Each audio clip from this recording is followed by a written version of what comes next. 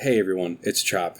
Just wanted to let you know that during the filming of this episode, my recording software went completely off the rails a few times and even completely crashed once. So there was a lot of salvaging to be done for this episode. I tried to fix everything as best I could in post. So TLDR, if you hear any weird skips, hiccups, or other funky stuff, no you didn't. Anyways, on with the show.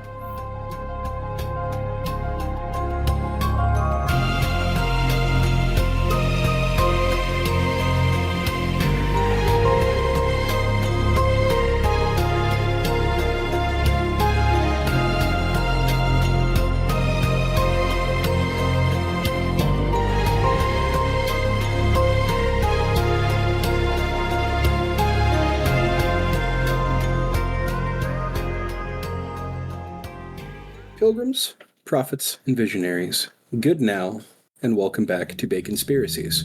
I am your host, Chop, and I hope this piece of media finds you well.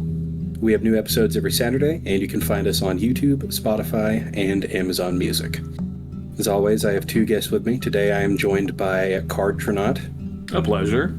And Rosey Hikabana. Hello. Hello.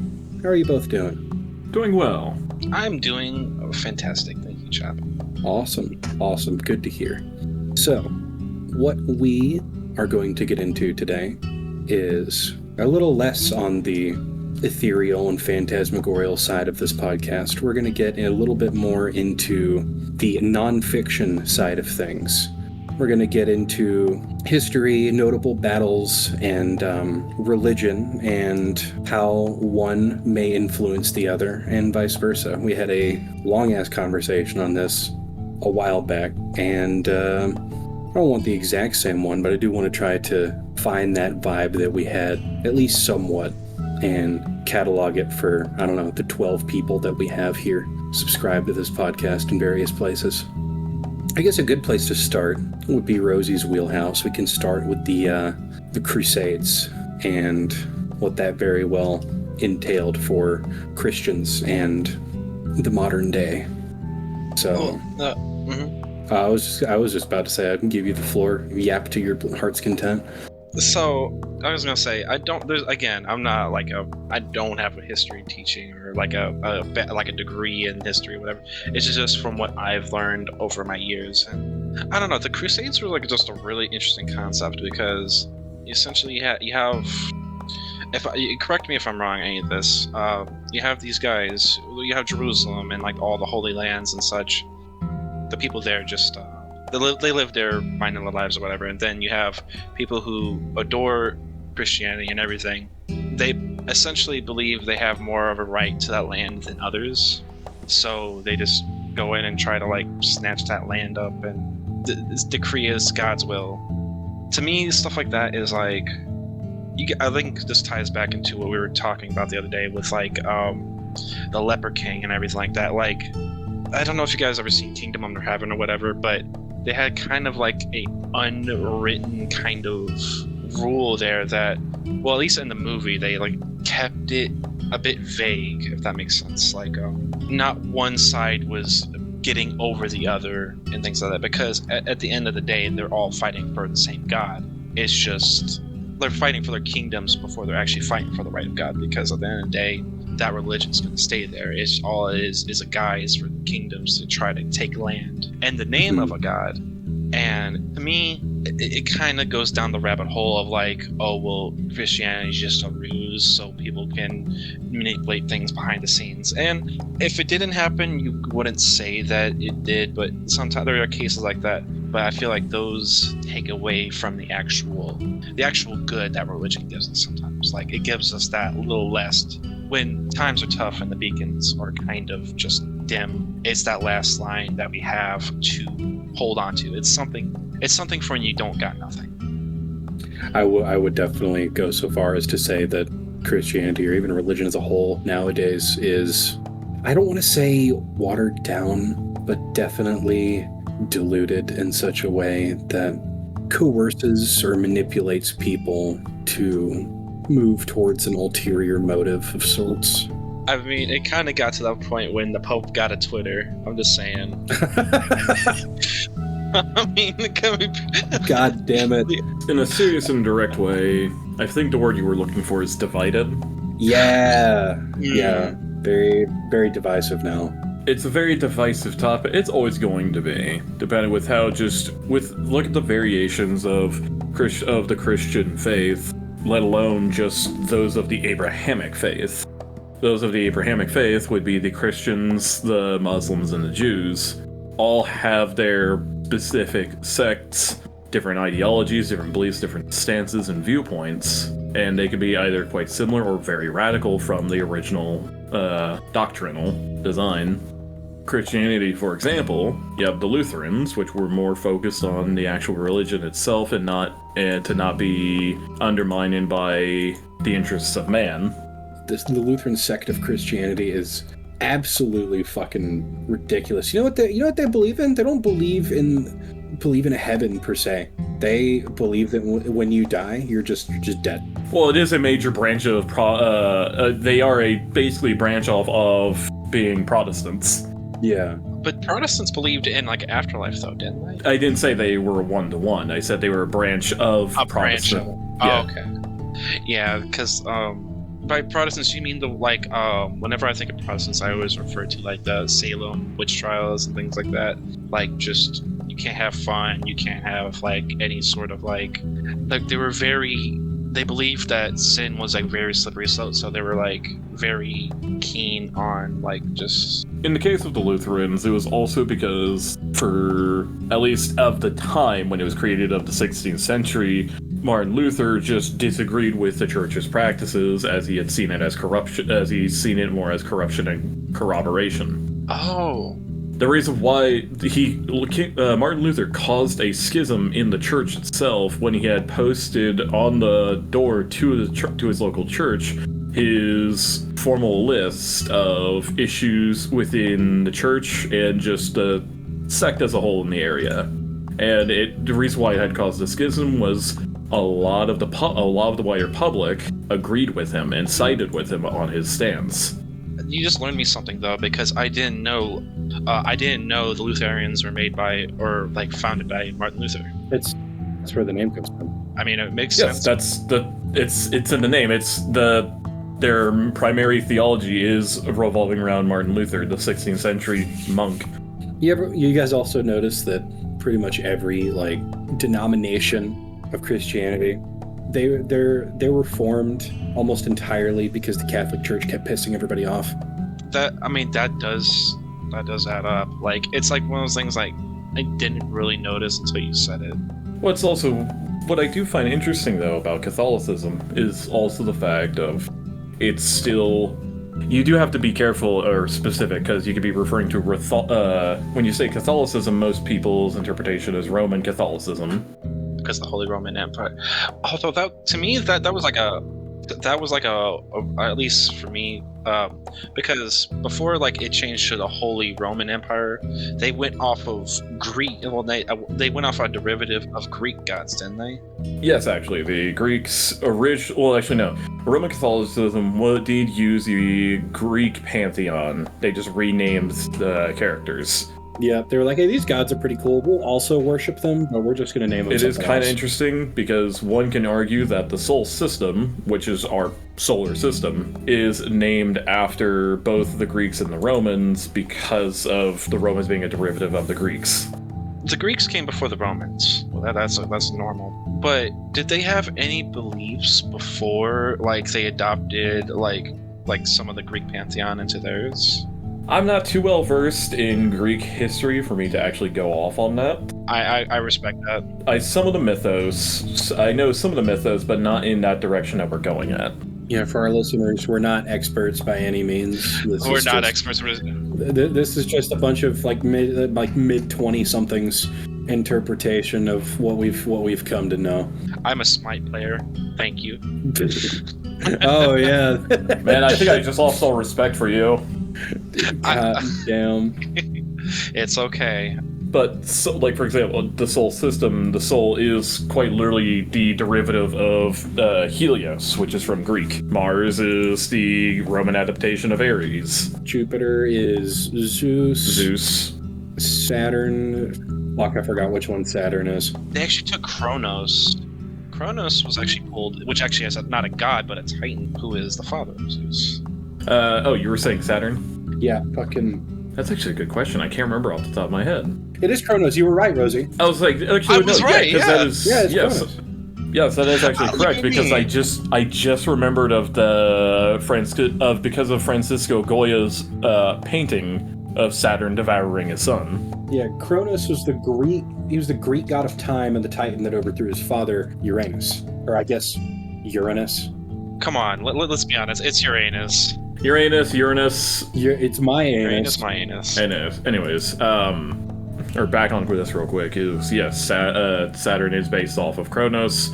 I think what's still kind of mildly amusing is when you hear Saturn, most people think of the planet, but if you do a quick Google search, you can also find Francisco Goya's depiction of Saturn eating his son. Oh yeah, I think I've seen that one. I was actually kind of metal. It's a pretty visceral painting, especially for the times.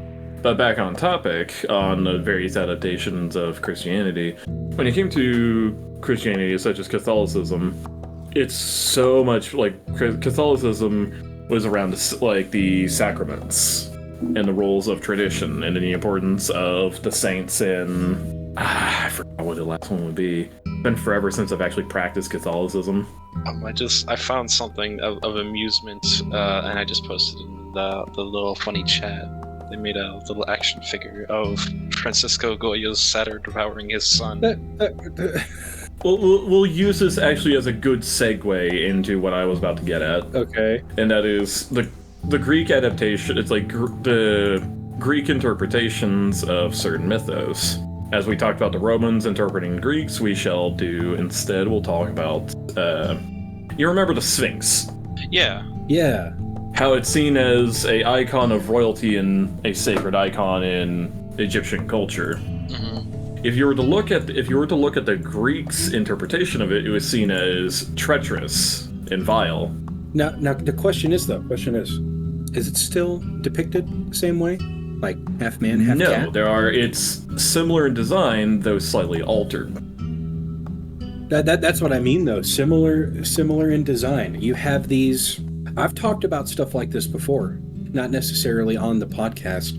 Real quick, as the example, the statue of the Sphinx is the head of a man with the body of a lion, or in this case, the head of a pharaoh. Yeah. Mm-hmm. If you were to look at the Greek interpretation, it would be the head of a woman and the body of a lion, but with the wings of a bird. So that's where chimeras and shit come from. To segue into like a weird like not tangent but like thing, reference to that is in funny enough Dragon's Dogma 2. There's a boss actually have the Sphinx in there, and the way that they register that one, it's not like inherently hostile because I haven't got to that part yet, but it does ask you riddles. It shows a lot, and like a mindless monster, it shows some level of intelligence. But in this variation, it has like you said, the head of a woman, body of a lion, and with the wings. Good thing you bring that up, because guess what? That is a 1-to-1 to the Greek interpretation of the Sphinx. Really? Yes, the Greek interpretation of the Sphinx those who encountered her would challenge them to riddles, and would devour them if they failed to solve the riddle. In this context of Dragon's Dogma, you were Oedipus, if you were to correlate it to the Greek mythos. I never played Dragon's Dogma. I should. I was going to say what I was saying earlier was the Egyptians and the Greeks, both empires that peaked and fell at different times. They both had similar depictions of the same mythological creature. There are multiple different examples of countries or civilizations in general that, despite not having contact with each other for hundreds of years, they have the same depictions of creatures like dragons, gnomes, stuff like that. They may be depicted in different ways, but people came to the similar, if not identical, conclusions of mythological creatures despite either being nowhere near each other or having little to no contact. Just a little anecdote that I thought was interesting. Well, in the case of the Greeks and the Egyptians, they weren't that too far apart. The reason why we've both been very successful in translating the Egyptian text is because of the Rosetta Stone. because a section of the Rosetta Stone has been translated to Greek. Really? Yes. The Rosetta Stone was a, I guess for lack of a better word, scripture, inscribed in stone. It had 3 versions decreed on it, and on it was in 3 separate languages. Let me double check this actually. I want to make sure I'm correct on the languages. What I find also like pretty like going back to what Chop said about like how there's so many like even with the span of hundreds of years they had similar like imagery of like various gods sharing similar appearances, things like that. The thing that like interests me is like when Christianity hit Britain and things like that, it overwritten like a lot of like already existing like mythos and things like that. And I think J.R. Tolkien, he created Lord of the Rings. He did it. He went on to record to say the reason why he made that or made like elves and things like that was to create lore or like create more mythos for Britain that had already lost so much. What do you mean? Well, like for one, like World War II, like all the bombs dropping and things like that, it took out a lot of like ancient relics that tied Britain back to like more Celtic days and things like that. And like they used to believe in spirits and were more. They were more pagan. Yes. They were more pagan. You're referring to when the attacks of World War II actually did nearly culturally suffocate and extinguish a lot, and it did heavily suffocate the Britons and a lot of their cultural history. Because even like in like Celtic lore, elves did exist and things like that. And the way that it's set up in Lord of the Rings, it's like way hundreds of years in the past, like thousands of kingdoms. It's all fictional by all means. What's very interesting is because elves were, if my memory serves correctly, Germanic folklore. They were also Germanic, but they also made appearances and like I believe they're also in Nordic lore as well. Nordic lore I know mentions the dwarves, but I don't know any elves. I wouldn't be surprised if they did. Well, they depict the elves as something like more of like a sort of hive mind, at least from the media and things I've like discovered. But that's all fictional and stuff. Like to me though, it's interesting to see how you can kind of see the pieces connecting between the different cultures. Same way like how a lot of like Greek lore made it over to Egypt was because of things like Caesar. Before I start sounding all dumb, Caesar was a Roman ruler, right? I'm not like crazy. Caesar was more or less the name of the position, but yes.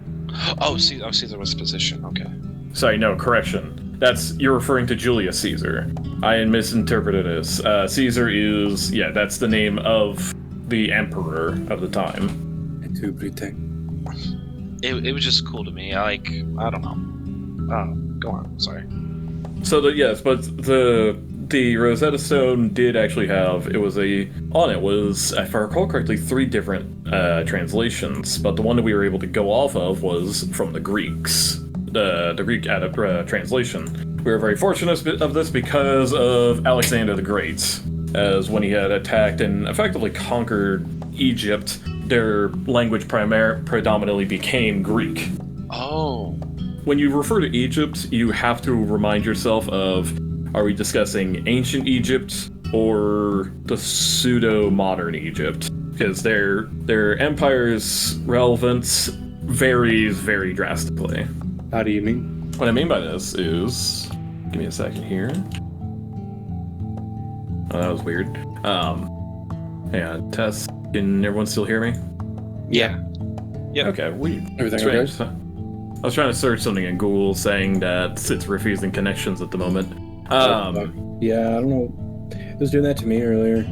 Anyways, what I was about to get at was basically the peaks of both empires are drastically different. Like, Cleopatra has more in common with modern humanity than she does actually with the ancient Egyptians. Really? Yes. By the time she became into power, they were the empire, their kingdom was already kind of on their way out the door. Oh, yeah.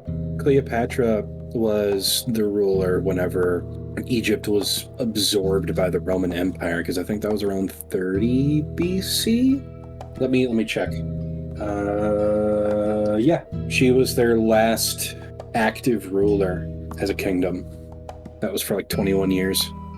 Yeah, because I remember it was a big deal when Julius was coming to. She was wanting to like smoothly integrate with the Holy Roman Empire, while the brother was trying to resist somewhat still. She did not mind the, I guess, conglomeration between the countries, though I don't know to what extent. I haven't well read up on that, but we'll get back to that in a moment. No, now I remember what I was about to talk about. It was back on the top. If we can roll all of this back to the... Rewind. Yeah, rewind it back to the Christian topic, because that's what originally I was going to be getting on. Abrahamic faith. Yes. You have three different interpretations, or you have three different branches of it because of the three religions seeing Abraham as the first prophet. And that was Muslims, and the Jewish, and the Christians. Which that I find fascinating, how they all have a common root, but they have such wildly detached interpretations. I think a lot of that has to do with like, funny enough, like language barrier. Like, I wouldn't think this would be a language barrier. This seems more of cultural separation from each other. That again, like I agree with you there. Like different customs and different practices are like key thing. But they still context or stand on similar events, like the times of being antediluvian or before the biblical flood. I think that ties down into like the degradation of time, like as like a mythos or like a thing exists as it's passed down from generation to generation.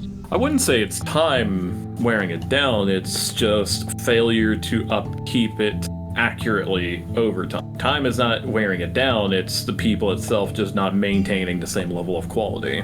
It also could just be the people itself just all of a sudden deciding they don't like it anymore. The Catholic Church has done it so many times. There have been numerous books stricken from the Bible solely because the Well, one depends on where exactly you look at. Like, if you were to talk about the, I guess, orthodoxy in this context, yes, the church was very proactive in silencing works that questioned or contradicted their long-lasting belief. Which is why noteworthy people such as Copernicus never really was public about his heliocentric model, even though it was correct, and it proved their belief of the geocentric model did not make sense and was incorrect. For fear of church retaliation, he didn't publish it. However, Galileo was not as restrained.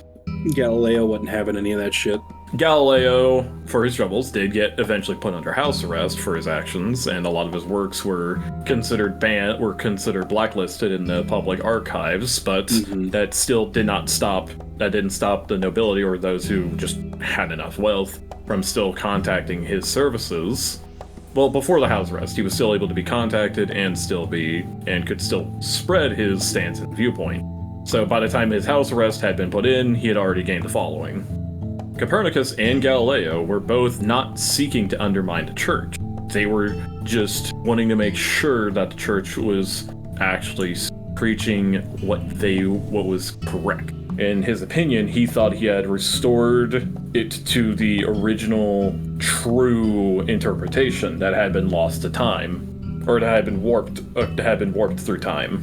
These were still people who heavily believed in religion, but they just, when they finally faced these corrections or the truth of a certain viewpoint, they didn't see it as sacrilege or anything opposing. They just said, okay, I think we actually have more information here. Which is also kind of ironic how the Catholicism, which is a religion which their stance is very much so based on tradition, arguably is the most proactive or most open of most of them now. What I was saying about the church, it's not just science that they reject. They reject their own words sometimes because they just believe it unorthodox or demonic. It depends on the people you look at. The King James Bible, which was penned by a tyrant, in my opinion, because you can't really say you're not a tyrant when you literally blot and censor out the words tyrant and tyrannical from the book. Yeah, the King James translation is like the worst translation of the Bible because It's heavily doctored because it's supposed because he wanted to still be seen in a good light without feeding people to any ideas. yeah, but they've been doctoring the Bible since it was created. Oh, of course. There was the Book of Enoch that was originally supposed to be in the original print of the Christian Bible, because that was developed in the 4th century. Well, finally published in the 4th century, but the apocryphal Book of Enoch was stricken from it in the 3rd century because it had to do with summoning demons. I have no information on this, so I can't make any input. I was just saying that there was there's records of the church plenty of times just removing works that they no longer want in the Bible. And personally, as a Christian, that kind of pisses me off, because it's like yeah, you're the Catholic Church, but at the end of the day, you're just a bunch of dudes. Who are you to get between me and something that God said, regardless of who he had write it down? You know what I mean? Well, but people followed that pattern. They stuck with it. If it's not talking about God in a favorable light, well, they kind of want to keep a certain connotation to it. Then, like, things like witches, like the magics, and things like that, it kind of adds a bit of, like, it derives from what they're trying to do, but it also takes away a bit from. It's a bit of hypocrisy to it, because they wanted to make these, like, key points of, like, be wary of treading a path of sin and things like that, or you can end up like a witch under Satan and things like that. But then they all of a sudden, depending on the narrative they want to derive, is like, oh, witches don't exist anymore. That was just, we were just goofing back then. You know, we only burned a few port cities. I mean, the Spanish Inquisition the Spanish Inquisition was just doing its job. Didn't, like, the Spanish Inquisition also, like, go on a search for the Fountain of Youth because they thought it was, like, a crime against God or something? I don't know on that part, but Fucking what? Did they? I believe so. I believe the Spanish Inquisition went on, like, a bit of a thing to, like, going off of what media has derived, but it also is very sensible of what they would do, because they want to. Actually, yes, you are correct. It was not the Spanish Inquisition. It was just Spanish conquistadors just going into South America. Were conquistadors like crusaders of Spain? They weren't crusaders. Well, conquistador, Spanish for conqueror. So I mean, in a manner of speaking, you are correct. I guess that's more of, like, the, I wouldn't say negative view, but it's the more scary view of religion. It's like people wield it as a sword rather than. The way I look at it is sometimes, and this is me being a bit poetic, is like, you got the crucifix, right? The way you're supposed to hold it is like a pillar to hold yourself to a higher standard. Some people like to grab it from the top and use it as a sword and use it as a tool to, like, fit their agenda. And to me, I feel it's the same as any tool. In the right hands, it could be a very useful and very prosperous thing. But if people want to be using it to go conquer land in some distant country and say, oh, just because my God told me to do it, I don't think that's the right thing to do. But, well, actually, that's what we've learned with, what was it? Just did a paper on it. Hang on. Oh, so it's fresh on your mind then. see, Card has more of the knowledge. I have more of, like, the morality side. I just like talking about it. It's cool. It's a fun topic. My biggest worry is if I'm gonna say, like, because again, I'm not 100% on these topics. What you're getting at is more. It was actually, we kind of did something on it. It was a social psychology experiment called the Milgram experiment, where people were much more willing to commit a act that they knew at some base level was wrong if it was coming from a person of authority. I think very vaguely, Card, I know of this one. The Milgram experiment was it was an experiment of, you had the teacher, the student, and the instructor. The instructor would told them if they failed these prompts, you have to use a set voltage. There wasn't no student. It was a set of pre-recorded voice lines, but the teacher thought he was actually shocking the person on the other side. I know this one. and like they had to follow the instructions, and they had to listen to the voice get loud, like worse. Pretty much pleading to the point they outright stopped. Okay, now, yeah, I definitely seen this one. But it shows that people were willing to go extreme lengths, even when the person was in even though the person was in distress. A lot of people still followed through because it came from a position of authority that they were following for one reason or another. Wasn't this an experiment to determine whether or not to determine the psychology of genocide and like whether or not people were okay to like carry it out? Yes, actually, you're correct in that. How much of it was followed on the contemporary question of just following orders? You know what? I wouldn't be opposed to us trying to carry out this experiment again, because the amount of folks nowadays that are completely content to just follow orders is kind of shocking, especially now with how much more like war and stuff develops. There's a whole study that can be done about how the more technologically advanced we get with acts of war and weapons of war, and like the more disconnect there is from one soldier to the other when it comes to taking a life, the more people are okay with it. Because there's a vast difference between having a sword in your hand and shoving it through the throat of another guy versus looking at a screen, controlling a drone.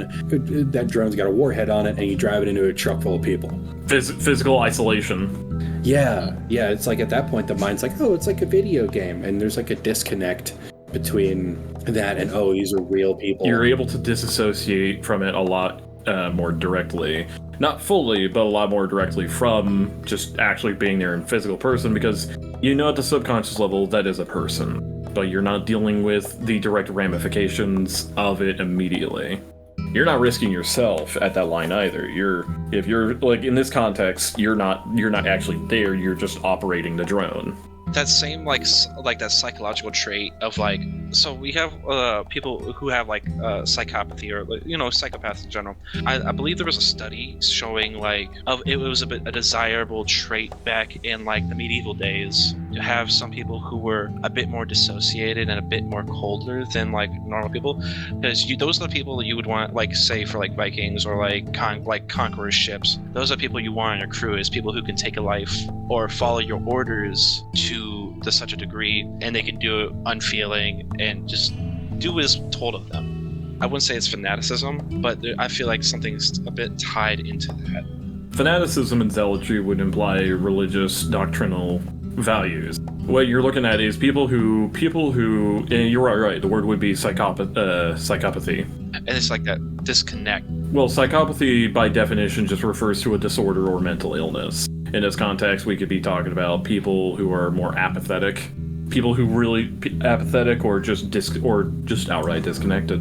I'm talking about the people who can like separate they can control their emotion. They had like Norman Bates kind of stuff. Like that wouldn't be controlling either. It's a person by person case because of just how complex the brain is. Talk about controlling other people's emotions or influencing other people's emotions, because if you're influenced by other folks' emotions, that's just being an empath. Empath is being able to read other people. You're not influenced as per se. You understand how people actually feel. But in the context that you're getting at it's less of people who can control. It is people who can control their own, but it's also people who are less affected by their own in general. This could be because of people being in more control of it, or it could be an actual it could also be a maladaptation of the brain. Well, the only reason I bring it up was just because of like what Chop was saying, like our society nowadays, it's a trait that's no longer necessary, that sort of disconnect or whatever. And now it's more of we treat it more as a disorder, since it's no longer as useful as it was back in the day. Kind of going back into how whatever's favorable for like a ruler or whatever, using, say, like with the church, they use it until they can't use it. I definitely would say that it would be worth a retrial with the Milgram experiment now, 63 years in the future, after warfare and, to an extent, war crimes have changed and developed so much. I feel like we could really get a read into modern society to have this experiment again and see how many more or less people are content with just following orders, regardless of the consequences. Also, let me just say real quick that my confusion with empath earlier, that's just because words like that have been fucking completely watered down. Mainly by fucking TikTok girls being like me, an empath, sensing that mercury is in Gatorade or some shit like that. It's a Gatorade. I don't know. I'm not a scientist. I prefer Mars and Powerade. Yo, me too. Okay, hell yeah. I don't even know where that derives from, like the whole Mars retrograde and the whole zodiac sort of. Astrology. I never really paid attention to it because I always thought it was like space racism. I'm guessing like a long time ago there could have been okay, first off, I just want to, before you continue on this, I want to say I have burning hatred for the person who, for the definition and thing of astrology. Me too. Because I have to remind people, because I do astronomy as a hobby. I actively look at all sorts of the fun stuff because it very much piques my interests. Do you want a telescope? Yes, I have a shortcut that goes straight to NOAA's center for basically space weather. Raising my hand question. So the different raising my hand, yeah. RP raises hand. I was just gonna ask. So there's just I kind of know, but there's a difference between astronomy and astrology. Yeah, the astronomy is the straight up study of space and heavenly bodies and not made up fucking stars and shit. Like, I hate how I have to ask astrology is the study of constellations and whatever the fuck they mean or whatever. I don't even know. That's how much I feel like it's been watered down that I no longer know what astrology is even the study of. That could be something more derived of something that was left behind, that was I guess you could say spiritual tool to kind of explain things that we didn't have the tools like telescopes or things like that to actually get in depth with the stars and things like that. So we had to go off of the study of what we could see with just our eyes and what was around us. And I feel like it was maybe a lesser version of what we have now. And people still kind of find that novelty in it. I think that's why it's still around. It's because, I don't know, some people just like the practice. Or what you're saying, the interpretation of weird zodiac stuff and shit like that. Because you said there's a difference between astronomy and astrology. Yes, there is a distinct difference between the two. There is a massive difference. Astrology, I haven't pulled up now because I'd forgotten until literally just now. That's how stupid it is.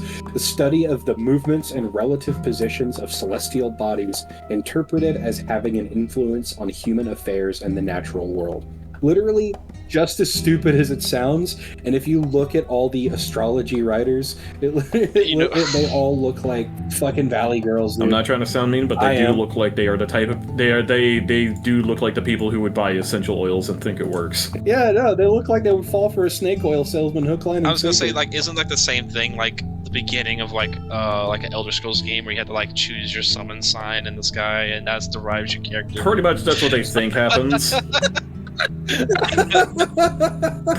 Pretty much, yeah. Pretty much, they think that the second your character is created, it opens up the Oblivion constellation list.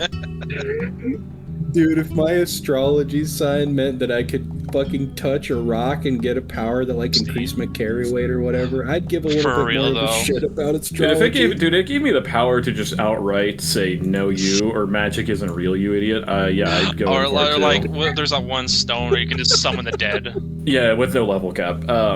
No level or limit cap. But astronomy is the study of literally everything. Literally anything in the universe beyond our atmosphere. Okay, so that's astronomy, and astrology is the weird Skyrim fucking thing is. Astronomy is the actual academic and scientific aspect of looking at the constellations, figuring out what it is, what it does, just as much data as we can scrape from it, from basically looking at it. That was the point I was trying to make, is that's actual hard data, that's actual tangible stuff.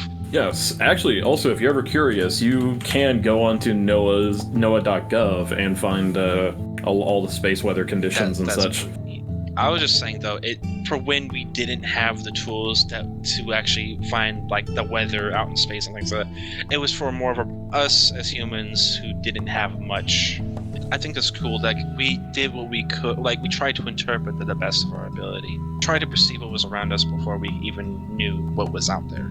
It was that curiosity and that, like, the attempt to find that knowledge, which can kind of tie back into, like, our pursuit of knowledge, this, like, truest sin that we have, or is it just something else? Because that's something, like, the more we learn, the more people learn, the more smarter they get, the more they realize nothing really matters, and there's inherent nihilism to things. The more we go to college, the more we get knowledge, and the more we go to Jupiter, the more we get stupider. Is that That's something. Am I picking up what you're putting down? My stance here, though, is it's the cause to which it's put. Mm-hmm. Sure, like I could have a very nihilistic stance and assume nothing in my life will ever matter, but you can also have an optimistic stance of, sure, I might not have any significant impact in mine or my or any others that I may be trying to care for in my life. But at the same time, that doesn't mean I cannot lay the stone that begins that process. You guys know the biggest the simplest argument to refute a nihilist is just to kill them. What? Yeah. What? I mean, it makes sense. Sorry, hang on. You throw me in for a loop here. Explain. Or don't explain. Well, I mean, the nihilistic belief is that nothing matters. Like, it's a rejection of all principles, like moral and religious, and you just believe that everything's meaningless. So it's like to refute a nihilist is to be like, all right, well, if you think something's meaningless, that means you're not going to give a shit if I just fucking kill you right here. Right. So, and that's like, if you, and if they object, that means they're not a nihilist. I don't know. Have you guys ever seen Smiling Friends? Yes. My favorite joke in the whole series is like, you have like two of the main characters, like Pip and Charlie, and they have like two evil counterparts. They're called the Frowning Friends, and they want to make everyone believe, oh, nothing matters. We should all be sad, and we should all invade. Yeah. I remember that episode because he's like, he's doing the fucking speech. He's like, nothing matters because we're all gonna die someday. And he comes by with his gun. He's like, hey, and he's like, no, please don't kill me. Relax, man. I was just gonna put in the head and kill you. Back on topic, is ultimately, once again, it's the cause to which it's put that ultimately decides the factor in it and how you interpret and work with that information. I could tell you the information to tell you how to improve in your personal life, but unless you actually take action or you actually process what I tell you, you're not really going to work upon it now, are you? It's ultimately the intent. That's what you're getting at, is the intent of the individual. Something along the lines. I was more along the lines of going where the sort of lateral thinking, like the more as you learn, it's easy to drift off from like into your own pursuits of like, oh, when you learn how something works, then you can do this and like that. A lot of like even scientists do it, where they like forget the morality of the situation into pursuit of that knowledge. And I feel like religion is a key part in that. It keeps you grounded. But that would be more linear thinking and not lateral. But some people can get lost, and like some people can, like, when you're in the heat of the moment, things like that, and like you're just like after discovery, it stops. Like you just want to keep going deeper into like your pursuit or whatever you're interested in, and you stop thinking about the morality of the situation rather than. Well, morality and ethics change as the generations go. Mm-hmm.